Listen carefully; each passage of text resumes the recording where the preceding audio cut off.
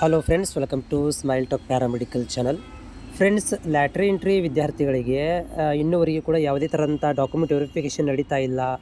ಆಮೇಲೆ seat matrix ಬಿಡಬೇಕು, fees ಸ್ಟ್ರಕ್ಚರನ್ನು ಬಿಡಬೇಕು, ಆಮೇಲೆ ಆಪ್ಷನ್ಟ್ರಿ ಲಿಂಕನ್ನು ಬಿಡಬೇಕು. ಇವೆಲ್ಲಗಳು ಕೂಡ ಇನ್ನೂ ಪೆಂಡಿಂಗ್ ಇರುವಂಥದ್ದು. ಇನ್ನೂ ಯಾಕೆ ತಡ ಮಾಡ್ತಾ ಇದ್ದಾರೆ ಅಂತ ನಿಮ್ಮ ಒಂದು ಕ್ವಶನಿಗೆ ಆನ್ಸರ್ ಏನಂತಂದರೆ, ಈಗಾಗಲೇ ಇವರು ರೆಗ್ಯುಲರ್ ವಿದ್ಯಾರ್ಥಿಗಳಿಗೆ ಅಡ್ಮಿಷನ್ಸ್ ಇನ್ನೂ ಕಂಪ್ಲೀಟ್ ಆಗಿಲ್ಲ.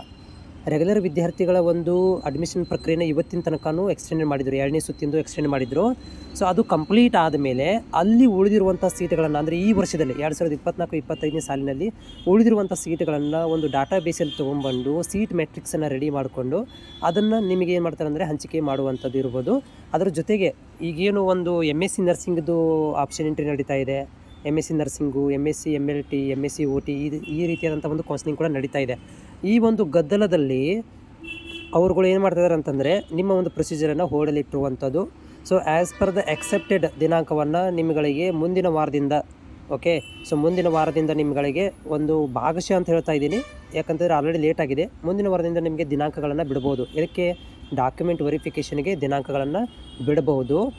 ಅಥವಾ ಭಾಳಷ್ಟು ವಿದ್ಯಾರ್ಥಿಗಳು ಈಗೇನು ಪಾಸಾಗಿದ್ದಾರೆ ಪ್ಯಾರಾಮೆಡಿಕಲಲ್ಲಿ, ಅಂಥ ವಿದ್ಯಾರ್ಥಿಗಳು KE ಆಫೀಸ್ಗೆ ಹೋಗಿ ರಿಕ್ವೆಸ್ಟ್ ಮಾಡ್ಕೊತಿರೋದು ಏನಂತಂದರೆ, ನಾವು ಈ ಪಾಸಾಗಿದ್ದೀವಿ, ನಮಗೂ ಸ್ವಲ್ಪ ಕಾಲಾವಕಾಶ ಕೊಡಿ, ನಮಗೆ ಅಪ್ಲಿಕೇಶನ್ ಹಾಕಲಿಕ್ಕೆ ಒಂದು ವಾರ ಟೈಮ್ ಕೊಡಿ ಅಂತ ಟೈಮನ್ನು ಕೇಳ್ತಾ ಇದ್ದಾರೆ.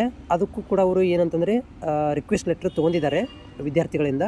ಇನ್ ಕೇಸ್ ಆಫ್ ಏನಾದರೂ ಮತ್ತೆ ಅಪ್ಲಿಕೇಶನನ್ನು ಓಪನ್ ಮಾಡುವಂಥ ಸಾಧ್ಯತೆ ಕೂಡ, ಅಥವಾ 2 ದಿನ 3 ದಿನ ಕೊಡ್ಬೋದು ಅಷ್ಟೇ. ಯಾರಿಗೆ ಅಂತಂದರೆ, ಈಗ ಯಾರು ಪಾಸಾಗಿದ್ದಾರೆ ಪ್ಯಾರಾಮೆಡಿಕಲ್ ಅಂಥವ್ರಿಗೆ ಕೊಡ್ಬೋದು. ಅದು ವಿದ್ಯಾರ್ಥಿಗಳು ಹೋಗಿ ರಿಕ್ವೆಸ್ಟ್ ಮಾಡ್ಕೊಂಡಿದ್ದಾರೆ ಅಂಥೇಳಿ, ಇಲ್ಲಾಂದರೆ ಕೊಡದೇ ಇರ್ಬೋದು, ಗ್ಯಾರಂಟಿ ಇಲ್ಲ. ಆದರೆ ಮುಂದಿನ ವಾರದಿಂದ ನಿಮ್ಮ ಒಂದು ಅಪ್ಡೇಟ್ ಆಗುವಂಥ ಸಾಧ್ಯತೆ ಇದೆ. ನೀವು ಮುಂದಿನ ವಾರ ತನಕ ಕಾಯಬೇಕಾಗತ್ತೆ. ಇನ್ ಕೇಸ್ ಆಫ್ ಅದರ ಒಳಗಡೆ ಏನಾದರೂ ಮಾಹಿತಿಯನ್ನು ಅಪ್ಡೇಟ್ ಮಾಡಿದರೆ ಡೆಫಿನೆಟಾಗಿ ನಾನು ವಿಡಿಯೋ ಮುಖಾಂತರ ಮಾಹಿತಿಯನ್ನು ಕೊಡ್ತೇನೆ. ಬಟ್ ನೀವು ಅಲರ್ಟ್ ಆಗಿರಿ, ವೆಬ್ಸೈಟನ್ನು ಕೂಡ ನೋಡ್ತಾ ಇರಿ. ನಿಮಗೇನಾಗುತ್ತೆ ಅಂದರೆ ಅತಿ ಬೇಗನೆ ನಿಮಗೆ ಮಾಹಿತಿ ಕೂಡ ಬರುತ್ತೆ. ಎನಿ ಟೈಮ್ ಅವ್ರು ಏನು ಮಾಡ್ಬೋದು, ಸರ್ಕ್ಯುಲರ್ನ ರಿಲೀಸ್ ಮಾಡ್ಬೋದು.